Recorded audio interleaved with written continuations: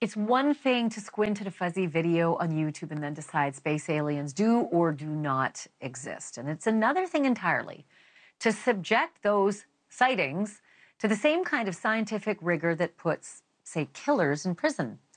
Scott Roeder is that kind of skeptic. He is an evidence expert and crime scene reconstructionist with 33 years of experience and 1,500 cases to his credit.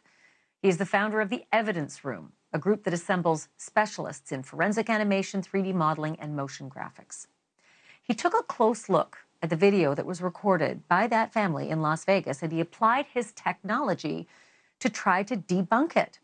Here he is on his YouTube channel, Crime Scene, discussing what he calls the entity in the family's backyard. We can take a video and look at whether or not there is an artificial artifact added to it or not. And in this case, we can definitively say, to a degree of scientific certainty, that this entity, this thing in the video, is there in the physical reality in which the Kenmore family is also there. Like, this is so critical because you can clearly see through the slots in the fence that there is a leg motion moving from the right to the left side of the screen.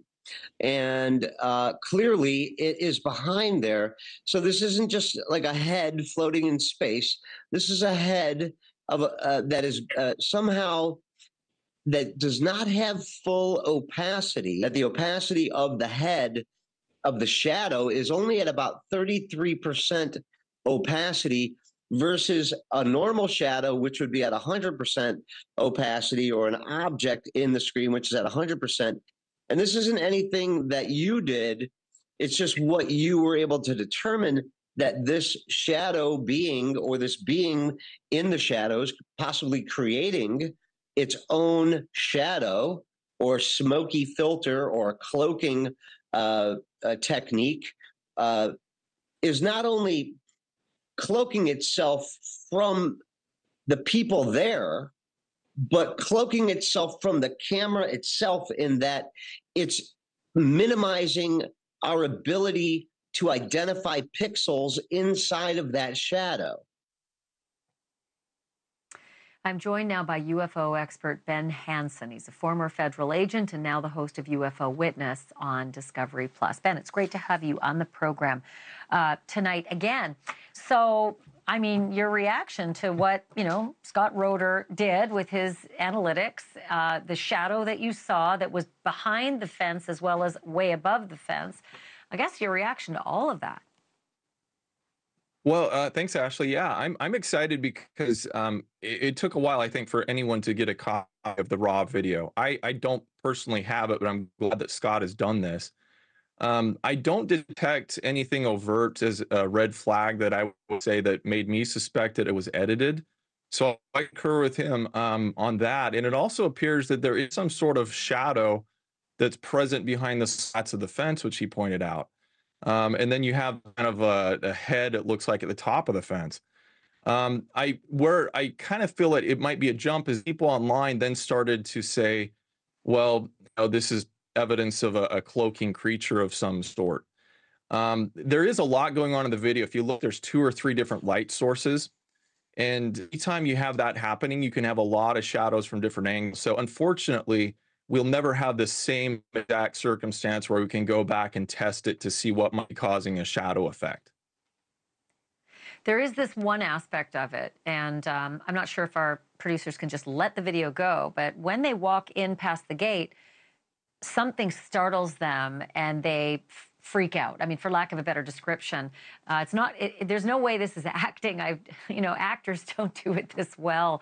Something startles them to the right, and they spin around and they kind of run out, and the video kind of goes, as it would if you were terrified. It does, and I think that is genuine.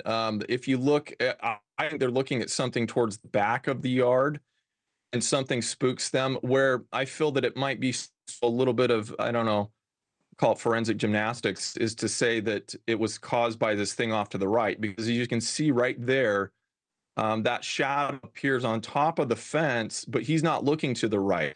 If this was some sort of entity that was like 3 feet away from him, I think that's what would really scare anybody. So that's where you have these theories that people are saying, well, it's partially cloaked, it's fully cloaked, didn't want to be seen, but only the video picked it up. So I don't know about that. I think just based on the video, though, it's great that we have verification that it's not been edited. I know you talk about confirmation bias as well. Explain to the audience if how you think that might be working its way into this as an alternative theory. Well, if you think about it and go back to the original, the whole background of what just preceded this is you had this really bright object that streaked across the sky, right? And I do believe that that now is a meteoroid, and it may have nothing to do with the family's actual sighting. They believe they saw a light come down to their backyard. There was a lot of light and commotion, noise, and so when they went out to the backyard, they're already adrenaline's pumping. They're hypersensitive to sights and sounds. I'm in no way suggesting that they made anything up, but perception can be skewed now that this is something out of this world we're out to see in our backyard. And then anything that might have a combination of shadows or sights they're not used to, it can be amplified in your visual perception. And that's just a suggestion, but I do feel the witnesses are being credible as far as describing what they saw. And especially look at that reaction when they see whatever it is back there and they come running out of there, and it's affected at least Angel to this day. He still has trouble with what he saw. Thank you for watching. Go to newsnationnow.com to find NewsNation on your television provider. And don't forget to click the red subscribe button below to get more of NewsNation's fact-driven, unbiased coverage.